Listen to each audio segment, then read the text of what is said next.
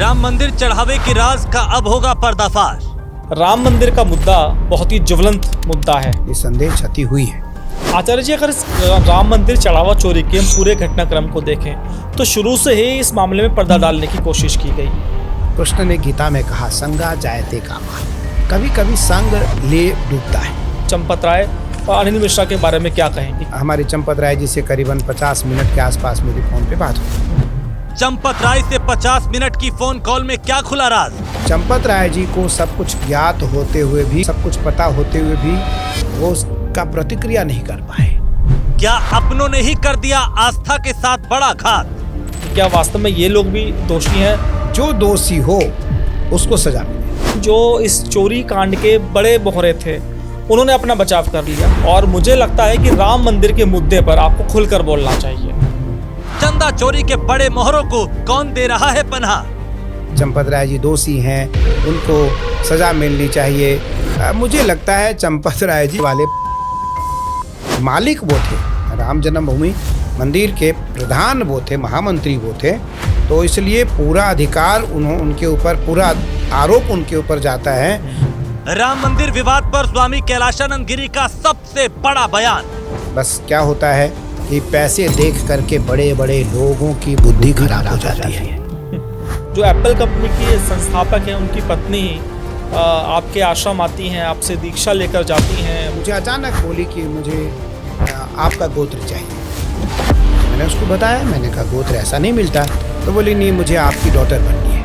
तो मैंने कहा भैया पंचगव्य पिलाओ इसको। देखिए, पंचगव्य पीते समय निसंदेह हमारा भाव थोड़ा बदलता है, क्योंकि उसमें गैया की गोमूत्र का सुगंध रहता है, गोबर का सुगंध रहता है, पर वो प्रसन्न भाव से उस पंचगव्य का प्राशन करती हैं, उसको पीती हैं। जो बिरला फैमिली है, इसके अलावा अंबानी फैमिली, अनंत अंबानी हो या मुकेश अंबानी जी हो, ऐसी कौन सी सिद्धि वो आपसे करवाते हैं जिससे उनको लाभ होता है?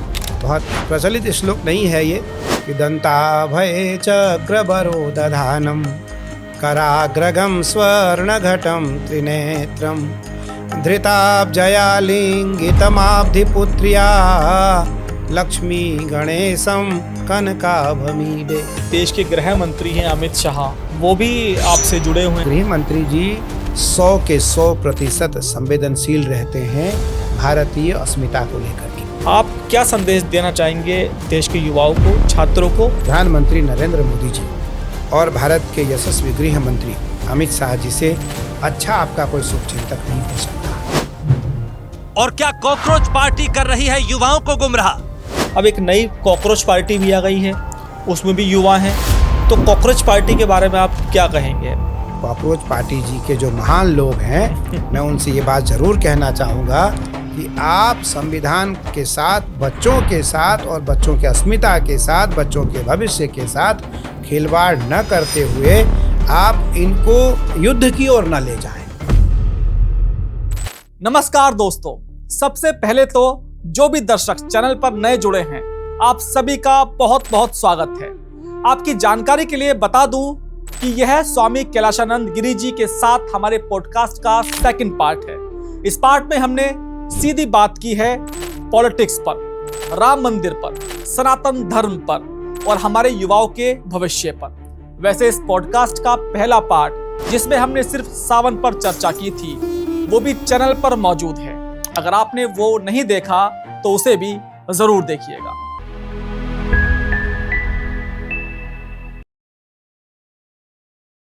आचार्य जी, एक और मैंने आपके आश्रम से जुड़े एक बात देखी। देश में बहुत सारे संत मैंने देखे, लेकिन आप एक ऐसे संत हैं जहां पर जो बिरला फैमिली है और इसके अलावा अंबानी फैमिली, अनंत अंबानी हो या मुकेश अंबानी जी हो, अक्सर वो आपके पास दिखाई देते हैं। ऐसी कौन सी सिद्धि वो आपसे करवाते हैं जिससे उनको लाभ होता है?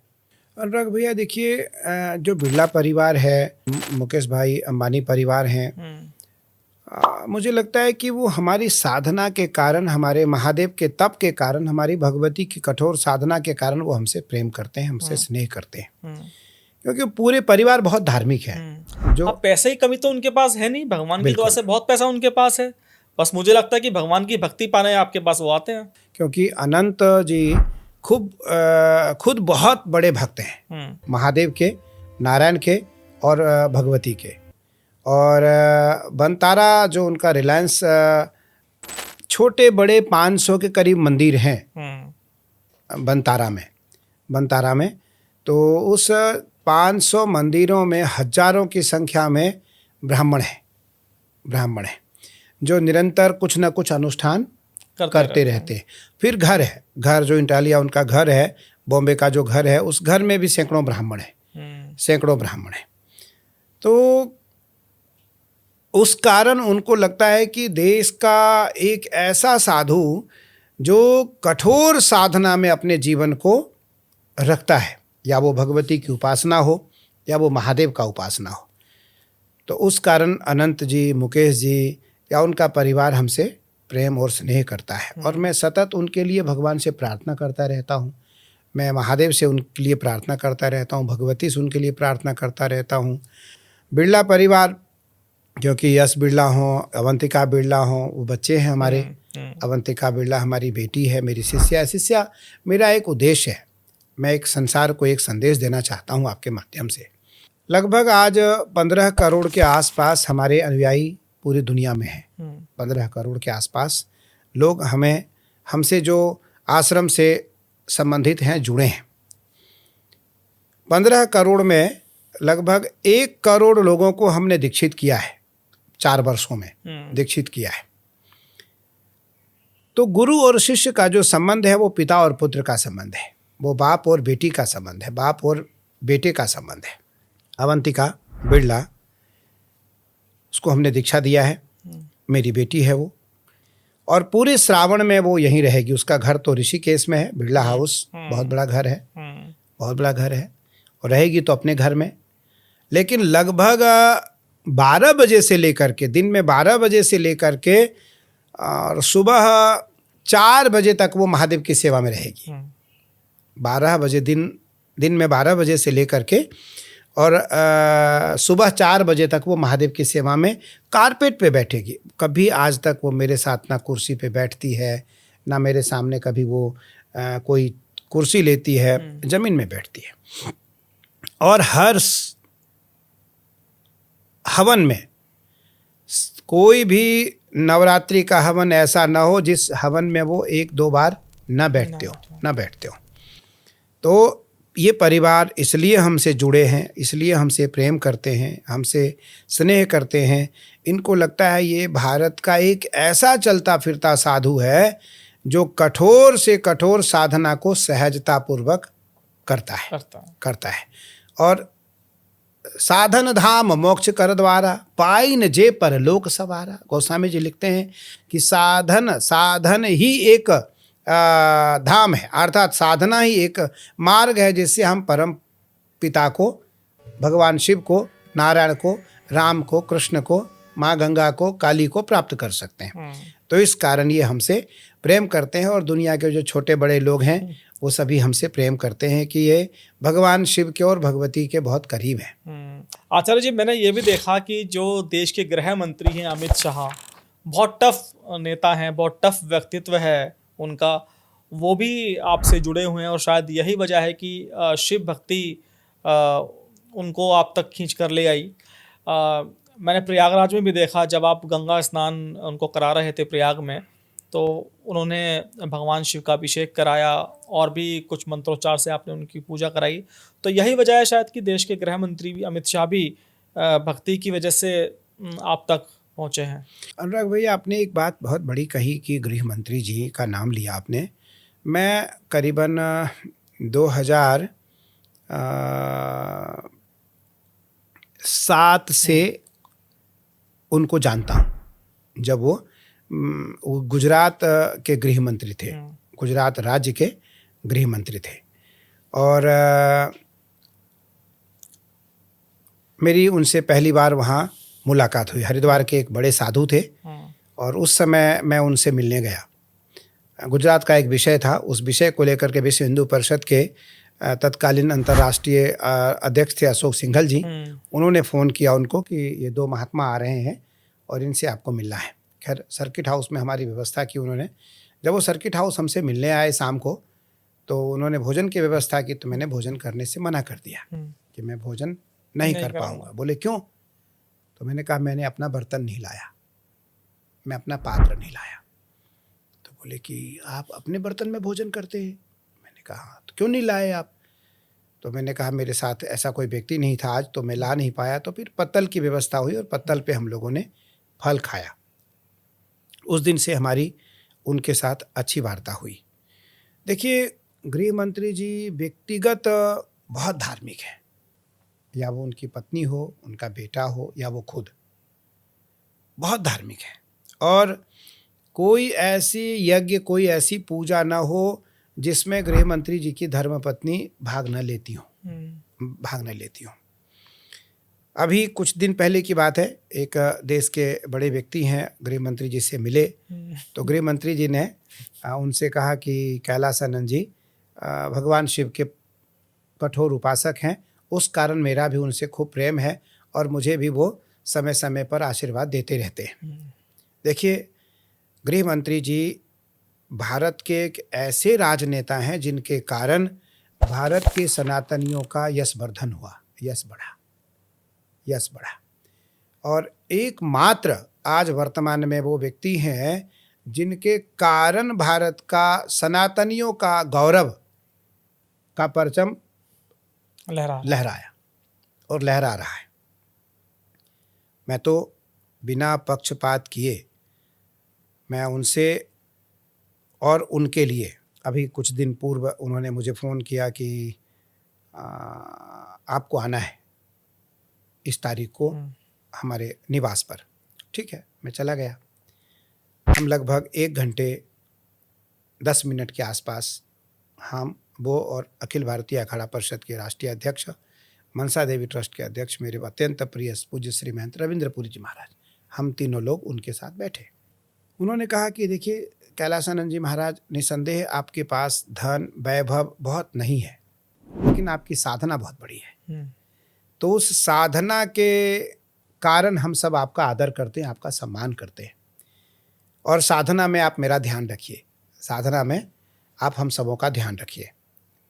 तो मेरी जो ये कठोर साधना है, उस साधना में एक गृह मंत्री अमित शाह जी भी निहित है। मैं उनके लिए भी करता हूँ, समय समय पर मैं उनके लिए भी भगवान से निरंतर उपासना में, संकल्प में, उनका संकल्प माई से, महादेव से लेता रहता हूँ कि वो स्वस्थ रहे, चीर काल तक चिरायु रहे, दीर्घजीवी रहें और भारत को इसी प्रकार बल प्रदान करते रहें और हमारा पूरा आशीष उन्हें प्राप्त होता रहे। क्योंकि देखिए, साधु को कभी राजनेता बनना नहीं है, साधु तो साधु रहेगा। हम तो आचार्य हैं, हमें कभी विधायक, MLA, मंत्री, जंत्री, संतरी बनना नहीं है। मैं तो आचार्य हूँ, महादेव का उपासक हूँ, अवघड़ हूँ, फक्कड़ हूँ। आचार्य होते हुए फक्कड़ हूँ और महादेव के लिए मर मिटने को तैयार हूँ। महादेव के लिए मर मिटने को। अभी आप 10 दिन बाद जब आप आएंगे, मैं तो ज़रूर कहूँगा आपसे कि एक दिन आप सावन में आ करके हमारे अभिषेक को भी रिकॉर्ड करके लोगों को दिखा दीजिएगा कि क्या आनंद है। ऐसा भी अभिषेक हो सकता है। बिल्कुल आएंगे महाराज जी, भगवान शिव की कृपा प्राप्त करने। तो महादेव से और माँ भगवती से मैं निरंतर गृह मंत्री जी के लिए महादेव से प्रार्थना करता रहता हूँ कि उनका यश, उनकी कीर्ति और उनका स्वास्थ्य स्थापित रहे और मेरा पूरा आशीष, बड़े संतों का पूरा आशीर्वाद उन्हें प्राप्त रहे। और इस कारण ही वो हमसे स्नेह करते हैं, और तो कोई कारण नहीं हो सकता, क्योंकि उनके पास किसी चीज़ की कमी नहीं है। जो हमारे पास है उनके पास नहीं है। मेरा संपूर्ण जनमानस से एकमात्र आग्रह यह है, क्योंकि मैं पानी इत्यादि नहीं पिया हूँ और कुछ खाया नहीं, तो बहुत देर हो गए आपके साथ वार्ता करते, बहुत देर हो गए। और अब यही देखिए, अभी तो बात करने में भी तकलीफ हो रही है बिना कुछ खाए पिए। और श्रावण में 28 अगस्त तक हम भारत के सबसे बड़े पहलवान रहेंगे जी। भारत के सबसे बड़े पहलवान रहेंगे। हाँ, सबसे बड़े। अनार को हम अपने बाएं हाथ की अंगूठे से अनार में छेद करके और दोनों हाथ से उसकी रस निकाल करके महादेव को अर्पित करेंगे। जो बड़े बड़े पहलवान, बड़े बड़े रेसलर नहीं कर सकते। ये महादेव की कृपा है। तो गृह मंत्री जी, इसी कारण मुझसे स्नेह करते हैं कि मैं महादेव और भगवती की सेवा में रहता हूँ। कोई भी उनसे मिलता है हमारा व्यक्ति, तो उनसे वो जब भी कोई बात ऐसी आती है हमें लेकर के, तो वो ज़रूर हमारे बारे में ये कहते हैं कि वो तो महादेव और भगवती काली के परम उपासक हैं। तो साधु संतों का काम भी यही है कि वो भगवान से संबंधित उपासना में लगे रहें और विश्व का कल्याण, सनातनियों का कल्याण और अपने जनमानस जो अपने जन हैं उनके कल्याण के लिए प्रार्थना करें। आचार्य जी, अंत में मैं 2-3 सवाल आपसे और पूछूंगा और समय बहुत हो गया है, तो मैं आपसे भी आग्रह करूंगा थोड़ा सा संक्षेप में आप जवाब दीजिएगा, क्योंकि आपके आश्रम में बहुत लोग वेट कर रहे हैं अभी। अगर मैं सनातन काल की तरफ जाऊं तो और युवा अवस्था को देखें तो भगवान श्री राम जब युवा थे तभी उनका चेतना उनकी जागी और उन्होंने युवावस्था में बड़े बड़े काम किए। भगवान श्री कृष्ण ने भी बाल्यकाल से लेकर युवावस्था में उनकी चेतना जागी, उन्होंने बड़े बड़े काम किए। हमारे जो देश का युवा है धरने प्रदर्शन कर रहा है और जो नीट एग्ज़ाम है और भी तमाम तरह के एग्ज़ाम्स थे वो लीक हुए, इसकी वजह से उसने सरकार पर हल्ला बोल रखा है। आपको क्या लगता है कि जो छात्र हैं उनका ये विरोध करने का तरीका सही है या जो सरकार है उससे कुछ कड़ा स्टेप लेने में गलती हो गई है? आप क्या संदेश देना चाहेंगे देश के युवाओं को, छात्रों को और साथ ही साथ सरकार को? अनुराग भैया, मैंने एक ऐसे किसी व्यक्ति युवा उसी आंदोलनकारियों में से मैंने एक वीडियो अवंतिकानंद ब्रह्मचारी जो सेक्रेटरी हमारा है उसने मुझे सुनाया। तो उस वीडियो में था कि मैं संसद को उखाड़ दूंगा, मैं नेपाल जैसी स्थिति भारत में ले आऊंगा, नेपाल जैसी स्थिति भारत में ले आऊंगा। इससे ये स्पष्ट हो रहा है कि ये आंदोलनकारी योजनाबद्ध तरीके से आंदोलन कर रहे हैं और वर्तमान में सरकार या वो हमारे यशस्वी प्रधानमंत्री नरेंद्र मोदी जी हों और या फिर हमारे भारत के यशस्वी गृह मंत्री अमित जी हों, इनके समय में युवाओं की, किसानों की, बेरोजगारों की, भारत के बड़े लोगों की, भारत की छोटे लोगों की कोई ऐसी मांग नहीं है जो इनसे बैठ करके इनसे न करवाए जाए। करवा सकते हैं। मुझे लगता है कि कोई समस्या आपकी है, अगर नीट पेपर लीक की बात है, बच्चों की और कोई परेशानी है, तो वो बैठ करके समस्या का हल सरकार से करवा सकते हैं। जिस प्रकार उन्होंने भारत के लोकतंत्र के मंदिर पर हमला करने का निर्णय लिया, लाखों हजारों की संख्या में लोग जाकर के वहाँ उन्होंने तोड़ फोड़ करने का प्रयास किया। मुझे लगता है कि देखिए, पुलिस प्रशासन और जो अंगरक्षक हैं उनका एकमात्र उद्देश्य होता है जो जिनकी रक्षा में वो हैं उनकी रक्षा करना। तो इन आंदोलनकारी बच्चों से, इन युवाओं से मेरा आग्रह है, आप देश के भविष्य हो, देश के भविष्य हो। आप आंदोलन में आप किसी षड्यंत्रकारी, जो आज षड्यंत्रकारी लोग हैं, धर्म विरोधी लोग हैं, राष्ट्र विरोधी लोग हैं, उनके अगर आप इशारे पर, उनके कहने से अगर कोई बात सरकार के विरुद्ध में जा करके आप सरकार के खिलाफ आंदोलन करके आप अगर भारत को, राष्ट्र को नुकसान पहुंचाना चाहते हो, तो मुझे लगता है ये आपके लिए सुयशकारी नहीं है। अब एक नई कॉकरोच पार्टी भी आ गई है, उसमें भी युवा हैं, तो कॉकरोच पार्टी के बारे में आप क्या कहेंगे? मुझे तो, क्योंकि मैं इतना जानता हूँ इस कॉकरोच पार्टी के बहुत इनके बायलाज से मैं परिचित नहीं हूँ और इनके लोगों से मैं बहुत परिचित नहीं हूँ, पर मैं इतना ज़रूर कहना चाहूँगा कि पार्टी चलाने के लिए सबसे पहले संविधान, संस्कृति, संवेदनशीलता, तीन की आवश्यकता है। अगर मैं आज आचार्य बना और मैं हीनता को स्वीकार कर लूँ, उदंडता को स्वीकार कर लूँ और आचार विहीनता मार्ग को अपना लूँ, तो निसंदेह मेरा पतन होगा। तो आचार्य क्योंकि श्रेष्ठ होता है और आचार्य देवतुल्य होते हैं, तो आचार्य को सबसे पहले इन 3 नियमों का उल्लंघन न करते हुए तीनों का पालन करना पड़ता है और 3 नियमों का उल्लंघन करना पड़ता है। क्या? तो बोले, जो आपका घर है, संन्यास लिया है तो आपका जो पूर्व घर है, जिस घर से आप आए, उस घर को छोड़ना पड़ेगा, उस घर को छोड़ना पड़ेगा, पहला। दूसरा, घर से घर के किसी लोगों से आपका आदान प्रदान ना हो, कोई लेन देन ना हो। तीसरा, स्त्री से आपको दूरी बना के रखनी होगी, किसी स्त्री से आपका किसी प्रकार का कोई संबंध ना हो। संन्यास परंपरा में आचार्य के लिए, सन्यासियों के लिए 3 सबसे प्रथम मार्ग है। उसके बाद फिर न्याय मार्ग है, वेदांत है, दर्शन है, अध्याय है, अध्ययन है, स्वाध्याय है, चेतना है, नियम है, जप है, तप है, क्रिया है, अभ्यास है, योग है और शास्त्र का पुनर्चिंतन है। ये तो अलग नियम है।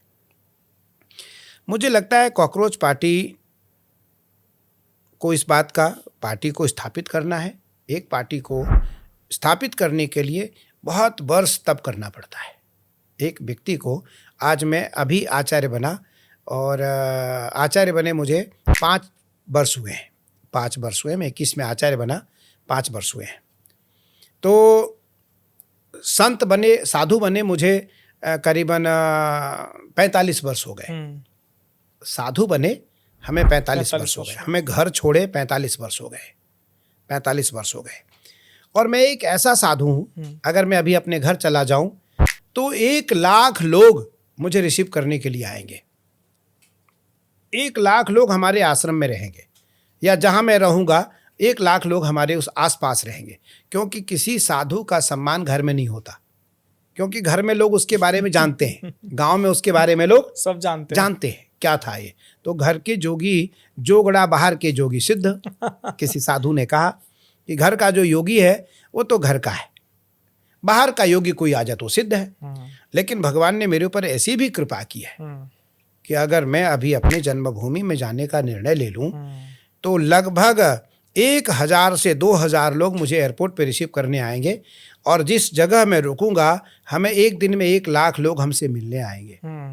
मेरा मानना है कि 45 वर्ष कठोर तप, गरीबी से लेकर के अमीरी तक, अमीरी से लेकर के गरीबी तक झेलते हुए, सब कुछ देखते हुए, सब कुछ काम करते हुए, छोटे से बड़े पदों पर रहते हुए आज मैं देश के सबसे बड़े पद पर आकर स्थापित हुआ। तो मैं कॉकरोच पार्टी जी को सुझाव देना चाहता हूँ कि थोड़ा सा ध्यान रखते हुए भारत के संविधान को, भारत की संस्कृति को, भारत के संस्कार को और भारत की अस्मिता को मानते हुए आप निसंदेह अपने पार्टी को बढ़ाओ। आप दबाव में, जोर से, जबरदस्ती, आंदोलन के रूप में युवाओं के, कल मैं एक युवाओं को एक बालक रो रहा था, मैंने देखा किसी अवंतिकानंद या कृष्णानंद ब्रह्मचारी ने मुझे दिखाया कि एक बालक रोता हुआ भाग रहा है, मुझे मारा है पुलिस वालों ने। तो क्यों मारा तुमको? बोले मैं उस आंदोलनकारी के साथ था। बोले तुम आंदोलनकारी के साथ थे? बोले नहीं, मैं उस मार्ग से आ रहा था, मेरा मोबाइल तोड़ दिया। तो मेरा कहना है कि निरर्थक, बहुत सारे युवाओं को तो पता ही नहीं है कि हो क्या रहा है, बहुत सारे बच्चों को ये भी नहीं पता कि क्या हो रहा है। मुझे लगता है कि भारत के जो भविष्य हैं युवा, प्रधानमंत्री नरेंद्र मोदी जी और भारत के यशस्वी गृह मंत्री अमित शाह जी से अच्छा आपका कोई शुभचिंतक नहीं हो सकता। आप उसमें अगर आप कहेंगे मैं उनका पक्ष ले रहा हूँ तो मैं पक्ष नहीं ले रहा हूँ। मेरा मानना है कि गृह मंत्री जी 100 के 100% संवेदनशील रहते हैं भारतीय अस्मिता को लेकर के, इसलिए कॉकरोच पार्टी जी के जो महान लोग हैं मैं उनसे ये बात जरूर कहना चाहूँगा कि आप संविधान के साथ, बच्चों के साथ और बच्चों के अस्मिता के साथ, बच्चों के भविष्य के साथ खिलवाड़ न करते हुए आप इनको युद्ध की ओर न ले जाएं। अब एक आपके आंदोलनकारी एक व्यक्ति कह रहा है मैं संसद को उखाड़ दूंगा, ये कह रहा है मैं नेपाल की तरह यहाँ भारत को बना दूंगा। अरे भैया, नेपाल को आज जाके तो देखो नेपाल की क्या दशा है। नेपाल के सभी बड़े लोग सड़कों पे हैं आज। नेपाल का वो प्रधानमंत्री जो सबसे लोकप्रिय होने वाला था वो अलोकप्रिय हो गया है क्या? उसको लोगों ने नकार दिया है। इसलिए मेरा मानना है कि भारत आज सबसे लोकतंत्र प्रधान देश इसलिए हो रहा है जहाँ भारत में नहीं दुनिया में भारतीय परंपराओं की, जब देश कोरोना के काल में सब दुखी हुआ, पूरे देश, पूरी दुनिया अर्थ से कमजोर हुई, उस समय भारत मजबूत रहा। आचार्य जी, कैमरे पर तो मैंने बहुत सारे नेता देखे आपके पास आते हुए, लेकिन आपके जो प्रिय शांतनु जी हैं मुझे ये बताते हैं कि बिना कैमरे के भी बहुत सारे नेता आपके पास आते हैं, विपक्ष के नेता। आज उन्हीं विपक्षी नेताओं ने जो छात्रों का आंदोलन है उसको एक तरह से कैप्चर कर लिया है। आप उन नेताओं को क्यों नहीं समझाते? छात्रों को भविष्य वो ना बिगाड़ें, छात्रों को सही राह दिखाएं, क्योंकि उनके पास तो कोई राजनीतिक मुद्दा है नहीं। जब उन्होंने देखा कि छात्रों ने बढ़िया सा आंदोलन कर लिया है तो राहुल गांधी जी भी पहुंच गए, अखिलेश यादव जी भी पहुंच गए और पूरी की पूरी जो आम आदमी पार्टी है वो भी वहाँ पर पहुंच गई। तो आप दुनिया को राह दिखाते हैं, सबको ज्ञान दर्शन आप देते हैं। तो जो विपक्षी पार्टी को नेता है, क्या इनका भी आप ज्ञान दर्शन नहीं करना चाहेंगे? आपने सही कहा। शांतनु शुक्ला जी मेरे अंतर्राष्ट्रीय मीडिया प्रभारी हैं और हमारी मीडिया को और हमारे आश्रम की जो हमारी अच्छी व्यवस्था है उसको बहुत सुंदर तरीके से रखते हैं और सरल सहज के साथ साथ संबंध निभाने वाले व्यक्ति हैं। सबके साथ इनका खूब प्रेम है, सबके साथ, या वो देश का कोई बड़ा साधु हो, देश का कोई बड़े राजनेता हो, देश के कोई बड़े अधिकारी हो, देश के कोई बड़े जज हों, देश के बड़े जर्नलिस्ट हों, तो सबका इनका भाव रहता है कि मैं पूज्य गुरु जी से सबको मिलवाऊं, पूज्य गुरु जी से सबको मिलवाऊं। देखिए, मैं एक बात कहना चाहता हूं, जो धर्म को नहीं मानता वो धर्माचार्यों की बात को नहीं मानता। जो धर्म को नहीं मानता वो धर्माचार्यों की बात को नहीं मानता, और जो धर्माचार्यों की बात मानता है उससे सहज ये पता कर लेना चाहिए कि ये धर्म को मानने वाला है। तो अगर मैं उनको कहूं कि, क्योंकि उनको लग रहा है इसमें कॉकरोच पार्टी से मेरा यश बढ़ेगा, कॉकरोच पार्टी बच्चों के समर्थन में, क्योंकि वो तो देखिए उन बच्चों का भविष्य नहीं, वो अपना भविष्य देख रहे हैं, वो अपना भविष्य देख रहे हैं। तो मैं तो केवल एक चीज़ ये कहना चाहूँगा कि जो धर्म को नहीं मानता वो धर्माचार्यों की बात को नहीं मानता। जो धर्माचार्यों की बात को मानता है उसका सहज स्वभाव है, वो धर्म को मानता है। इसलिए आप किसी भी विपक्षी नेता से इस बारे में कोई बात नहीं करने जा रहे हैं? मैं कहकर करूँगा क्या? वो मानेंगे नहीं। और अगर वो मानते तो मैं जरूर कहता, और अगर वो मुझे लगेगा कि वो मानेंगे तो मैं कहूँगा। आचार्य जी, एक आखिरी सवाल। राम मंदिर का मुद्दा बहुत ही ज्वलंत मुद्दा है और मुझे लगता है कि राम मंदिर के मुद्दे पर आपको खुलकर बोलना चाहिए, क्योंकि डैमेज सिर्फ राम मंदिर नहीं हुआ है, डैमेज दुनिया के जो देश भर के तमाम जो मंदिर हैं जो सिर्फ दान दक्षिणा से चलते हैं, उन सभी मंदिरों पर एक तरह से एक संकट आ गया है। जो दान देने वाले लोग हैं वो सोचते हैं कि भाई हम दान मंदिर में देते हैं, हमारा पैसा सही जगह जा रहा है, चोरी तो नहीं हो रहा है। आप मेरी बात से कितनी सहमत हैं? और राम मंदिर के मुद्दे पर आप चंपत राय और अनिल मिश्रा के बारे में क्या कहेंगे? क्या वास्तव में ये लोग भी दोषी हैं जो चढ़ावा चोरी हुआ? राम जन्मभूमि घटना के कारण निस्संदेह उन मंदिरों को क्षति हुई है जिन मंदिरों में, जिन मठों में, जिन आश्रमों में 100% दानदाताओं के द्वारा आश्रम की व्यवस्था चलती थी। तो जैसे अब मैं ही हूँ, मेरा ही ले लीजिए आप, हमारे यहाँ लगभग 1500 से 2000 के आसपास लोग एक टाइम में भोजन करते हैं। तो 6000 के आसपास लोग भोजन करने वाले हो गए। 2000 के करीब, 1500 के करीब लोग सुबह नाश्ता करते हैं, 2500 के करीब लोग दिन में भोजन करते हैं, फिर सायंकालीन भोजन करते हैं, फिर पूरे दिन लोगों का आवागमन है, गाय है, गुरुकुल है, निर्माण है, ये जो सेवा है, उन सेवाओं में 100% दान है, दान के द्वारा ही चलता है। हमारा कोई और व्यवसाय तो है नहीं, हम तो एक मतलब 100% महादेव और माई के समर्पित साधु हैं। कोई अपना 1 रुपये का कोई व्यवसाय नहीं है, व्यवसाय नहीं, नाम कभी व्यवसाय करेंगे। हम तो विरोधी हैं व्यवसाय के विरोधी हैं कि हमें साधु को व्यवसाय नहीं करना है। साधु तो भक्तों के ऊपर आधारित है, भगवान के ऊपर आधारित है। राम जन्मभूमि से निस्संदेह क्षति हुई है और इसके लिए चंपत राय जी, क्योंकि चंपत राय जी को हम करीबन 20 वर्षों से जानते हैं, 20 वर्षों से। चंपत राय जी पास के बिल्कुल हमारे आश्रम से 23 किलोमीटर दूर या 25 किलोमीटर मान लीजिए, 25 किलोमीटर दूर उनका घर है यहाँ से। तो मुझे लगता है 1 या 2 बार उनके घर जाने का भी अवसर मिला मुझे। बहुत सामान्य घर है, बहुत ही सामान्य, बहुत ही सामान्य। और कभी ऐसे सुनने को भी नहीं मिला कि चंपत राय जी ने किसी के साथ कोई लेन देन किया है, लेन देन किया है। पर क्या होता है, कृष्ण ने गीता में कहा, संगा जायते कामा, कामात क्रोधो भी जायते, क्रोधात भवति सम्मोह, सम्मोहात स्मृति विभ्रम, स्मृति भ्रंशात बुद्धिनाशात, बुद्धिनाशात प्रणश्यति। कभी कभी संग ले डूबता है, संगत। तो चंपत राय जी को सब कुछ ज्ञात होते हुए भी उन्होंने विरोध नहीं कर पाया। चंपत राय जी को सब कुछ पता होते हुए भी वो उसका प्रतिक्रिया नहीं कर पाए, और जिसका आज सारा दोष चंपत राय जी के ऊपर लगा। क्योंकि इसलिए लगा, महामंत्री वो थे, महामंत्री वो थे।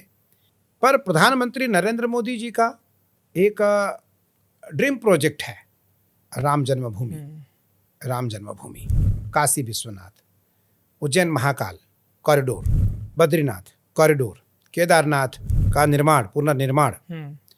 प्रधानमंत्री जी के ये 4-5 कार्य अत्यंत महत्वपूर्ण हैं। उस घटना के दौरान एक दिन हमारी चंपत राय जी से करीबन 50 मिनट के आसपास मेरी फ़ोन पे बात हुई। फिर दूसरे दिन शांतनु जी के पास फ़ोन आया नृपेंद्र मिश्रा जी का, और शांतनु भैया ने नृपेंद्र मिश्रा जी से भी मेरी बात कराई। मैंने उनको भी यही कहा, हमने कहा देखिए प्रधानमंत्री जी के आप नवरत्नों में से एक रत्न हैं। आपके देख रेख में राम जन्मभूमि मंदिर में किसी प्रकार की कोई कमी अगर आई है तो उत्तरदायित्व आपका भी है, और इसको ठीक करिए, और जो दोषी हो उसको सजा मिले। क्योंकि ये मामला राम जन्मभूमि का नहीं है, ये मामला सनातनियों का है, ये मामला सनातनियों का है, ये मामला भारत के साधु संतों का है, ये मामला भारत के मठ मंदिर पर पहले ही अनेकानेक प्रकार के आरोप और प्रत्यारोप लग चुके हैं। मुझे याद है जब मैंने महादेव की सेवा शुरू की थी, आज के 35, 36, 37 साल पहले, तो हजारों लोग टिप्पणी करते थे कि महादेव के ऊपर ये जल क्यों खराब कर रहे हैं, इतना दूध क्यों खराब कर रहे हैं, फल क्यों खराब कर रहे हैं, सब्जियां क्यों खराब कर रहे हैं। पर जब लोगों को लगा कि नहीं, ये सारी सब्जी भोग लग करके महादेव को अर्पित हो करके ये सब सब्जी बन करके गरीबों को खिलाया जाएगा, ये जितने फल टनों में जो फल भोग लग रहे हैं, ये फल प्रसाद में बांट दिए जाएंगे, ये जो इतने इत्र आ रहे हैं, ये इत्र महादेव पर चढ़ करके देश के जो बड़े लोग आ रहे हैं उनको प्रसाद के रूप में ये इत्र दे दिया जाएगा। तब लोगों को लगा, अरे ये तो बड़ा आनंद का विषय है, ये तो बड़ा आनंद का विषय है। आज पिछले वर्ष के अभिषेक को बिना किसी प्रयास से लगभग 200 करोड़ लोगों ने दुनिया में देखा है। राम जन्मभूमि मंदिर में बड़े भारत के साधुओं का, महात्माओं का, बड़े संघ के स्वयं सेवकों का, और विश्व हिंदू परिषद के छोटे बड़े कार्यकर्ताओं का एक साथ काम करने के कारण राम जन्मभूमि का कार्य आज इस स्थान तक पहुंचा, और जिसका पूरा श्रेय प्रधानमंत्री यशस्वी नरेंद्र मोदी जी को और गृह मंत्री जी को जाता है। मैं राम जन्मभूमि की बात इसलिए करना चाहूँगा कि राम जन्मभूमि मंदिर, राम जन्मभूमि तीर्थ क्षेत्र अयोध्या मंदिर से 1 रुपये की चोरी भगवान से चोरी है, भगवान से चोरी है। अयोध्या में भगवान विराजते हैं, अयोध्या में भगवान राम इस समय हनुमान जी को अपना राजा बना करके स्वधाम गमन किए, लेकिन अयोध्या के राजा तो हनुमान जी हैं इस समय, और हनुमान जी के समय में जो चोरी करेगा उसको दंड मिलेगा, उसको दंड मिलेगा। इसलिए मैं बिना किसी संकोच शब्दों में ये बात जरूर कहना चाहूँगा कि अयोध्या में कोई घटना यदि हुई है तो उसकी निष्पक्षता से जांच हो, उस जांच में जो जो लोग दोषी पाए जाते हैं, या वो कोई उसको कड़ी से कड़ी सजा जो प्राविधान में आता है वो मिलना चाहिए। और जनमानस के द्वारा, देखिए गोस्वामी जी लिखते हैं कि सबसे बड़ जाति अपमाना।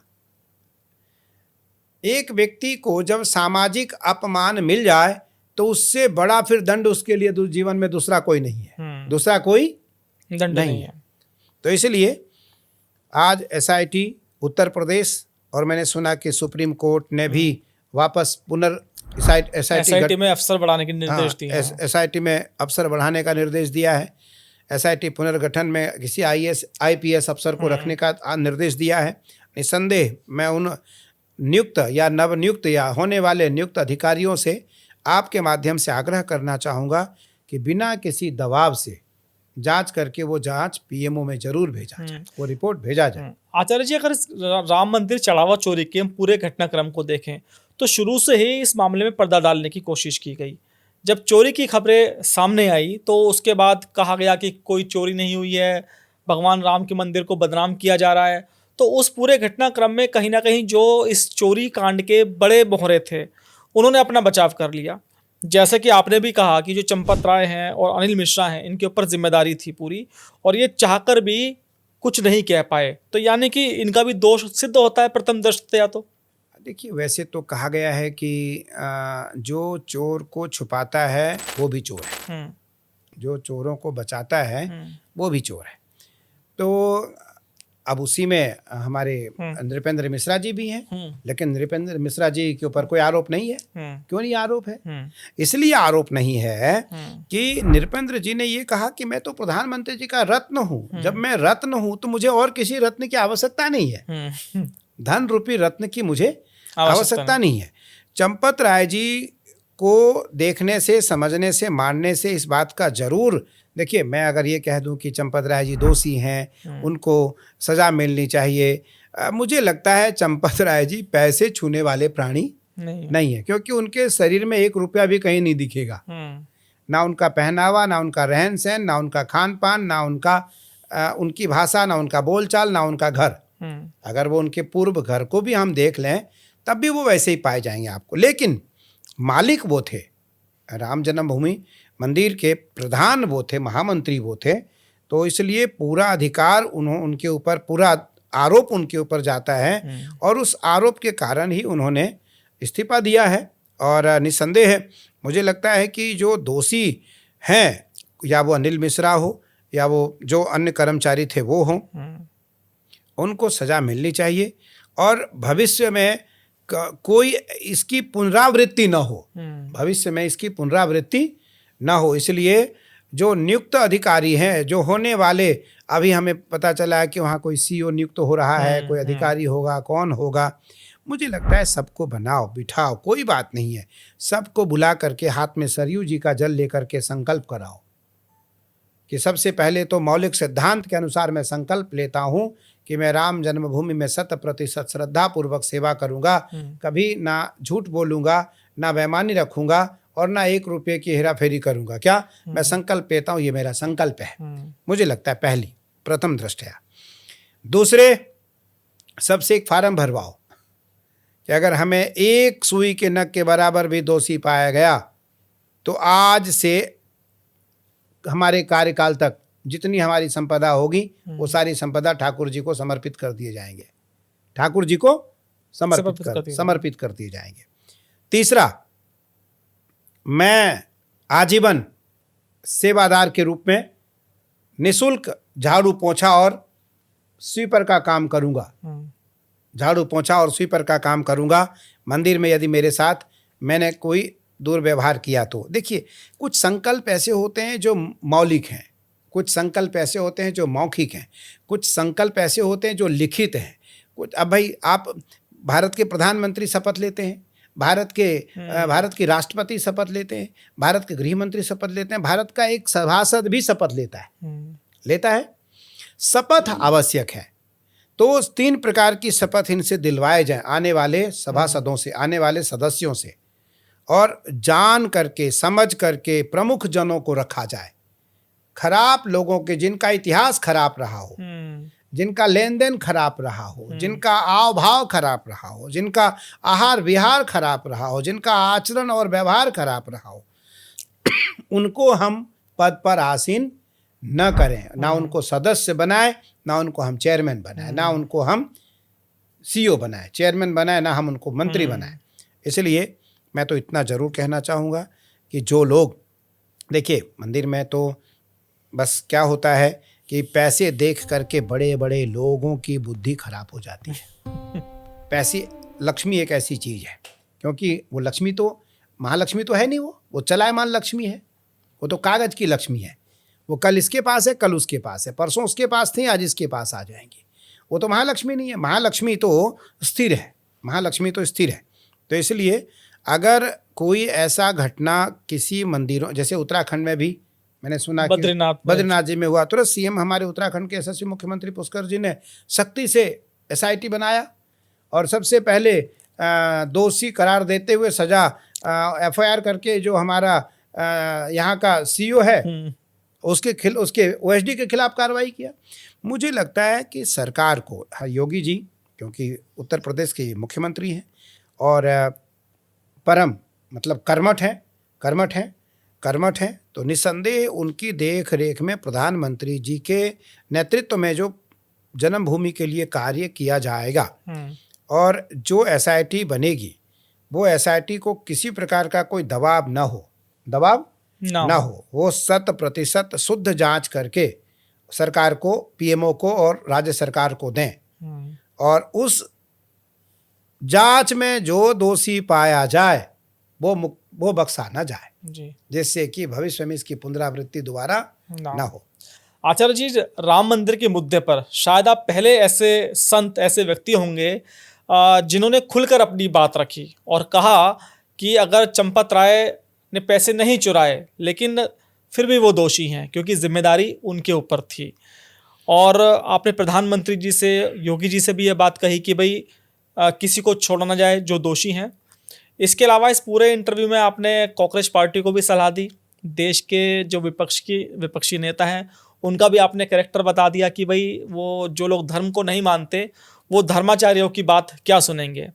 इसके अलावा इस पूरे इंटरव्यू में आपने महादेव की भक्ति के बारे में बताया, सावन में किस तरह से आप 22 से 26 घंटे तक महादेव की भक्ति करेंगे, ये लोगों ने सुना। और जब आप 30 दिन तक, शायद 30 दिन का सावन का महीना होता है या उससे अधिक भी शायद इस बार का होगा, तो जब आप भगवान की भक्ति करेंगे तो ये इंटरव्यू जो भक्त हैं, शिव भक्त, वो ज़रूर सुनेंगे। और पिछली बार जैसे आपने कहा देश और दुनिया में 200 करोड़ से ज़्यादा लोगों ने ये इस इंटरव्यू को देखा, इस बार ये आंकड़ा ज़रूर पार करेगा। तो आचार्य जी बहुत बहुत शुक्रिया मेरे इंटरव्यू में बात करने के लिए और जो आपने समय दिया, बस मैं शब्दों में बयान नहीं कर सकता।